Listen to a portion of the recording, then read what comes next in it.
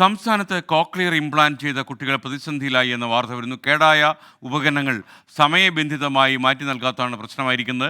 ശ്രുതി തരംഗം പദ്ധതി state health ഏജൻസിയെ ഏൽപ്പിച്ചതോടെയാണ് പ്രതിസന്ധിയെന്ന് രക്ഷിതാക്കൾ.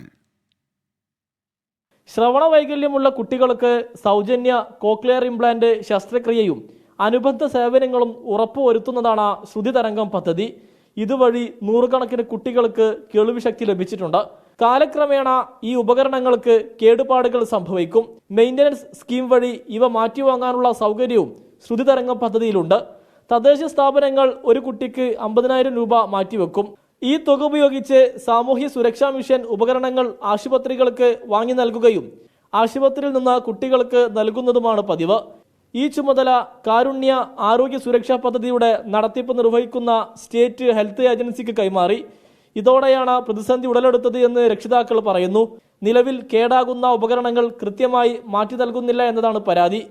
ഞാനിപ്പോൾ അപേക്ഷിച്ചത് 2022-2023 പദ്ധതിയിൽ എൻ്റെ മെയിൻ്റനൻസിന് വേണ്ടിയിട്ട് 50,000 രൂപ അന്ന് KSMന് കൈമാറിയതാണ്. അതിനുശേഷമാണ് SH ഏറ്റെടുത്തത്. ഇതുവരെയായിട്ടും എൻ്റെ കുട്ടിയുടെ പാർട്സ് 1.5 വർഷത്തോളമായി കിട്ടിയിട്ടില്ല. ഉപകരണത്തിൻ്റെ ഏതെങ്കിലും ഭാഗം കേടായാൽ തന്നെ കേൾവിശക്തി നഷ്ടപ്പെടും. സംസാരിച്ചു തുടങ്ങുന്ന കുട്ടികളാണെങ്കിൽ അതിനുള്ള കഴിവ് നഷ്ടപ്പെടും. സ്വന്തം നിലക്ക് ഉപകരണങ്ങൾ വാങ്ങാമെന്ന് വിചാരിച്ചാൽ എളുപ്പമല്ല. എല്ലാ ആശുപത്രികളിലും ഇവ ലഭ്യമല്ല എന്ന് മാത്രമല്ല, ഭീമമായ തുകയും നൽകണം. കേൾവിശക്തി ലഭിച്ചവർക്ക് അത് നഷ്ടപ്പെടുക എന്നുള്ളത് ചെറിയ കാര്യമല്ല. സർക്കാർ കണ്ണുകൾ ഈ കുരുന്നുകളിലേക്ക് തുറന്നേ മതിയാകൂ. സമീർ ബിൻ കരീം, 24, തിരൂർ.